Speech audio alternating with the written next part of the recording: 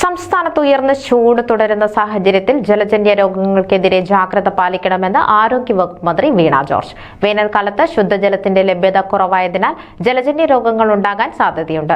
വയറിളക്ക രോഗങ്ങൾ നിർജ്ജലീകരണത്തിനും തുടർന്നുള്ള ആരോഗ്യ പ്രശ്നങ്ങൾക്കും കാരണമാകും. വയറിളക്ക രോഗങ്ങൾ മഞ്ഞപ്പിത്തത്തിന് കാരണമാകുന്ന hepatitis A, hepatitis E, cholera, typhoid, shigella തുടങ്ങിയ അസുഖങ്ങൾ ഇത്തരത്തിലുണ്ടാകാൻ സാധ്യതയുണ്ട്.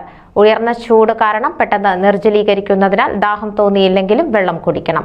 ചൂടുകാലത്ത് ഭക്ഷണം പെട്ടെന്ന് കേടാകാൻ സാധ്യതയുള്ളതിനാൽ പ്രത്യേകം ശ്രദ്ധിക്കണം. ഭക്ഷ്യസുരക്ഷാ വകുപ്പും ശക്തമായ നടപടി സ്വീകരിക്കുന്നുണ്ട്. രുചിയിലോ മണത്തിലോ സംശയമുള്ള ഭക്ഷണങ്ങൾ കഴിക്കരുത്.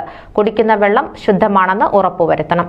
കുട്ടികൾക്ക് വയറിളക്ക രോഗമുള്ളപ്പോൾ ORSനൊപ്പം ഡോക്ടറുടെ നിർദ്ദേശത്തോടെ സിങ്കും നൽകേണ്ടതാണ്. വയറിളക്കം കുറഞ്ഞില്ലെങ്കിൽ എത്രയും വേഗം വൈദ്യസഹായം തേടണമെന്നും ആരോഗ്യവകുപ്പിന്റെ നിർദ്ദേശമുണ്ട്.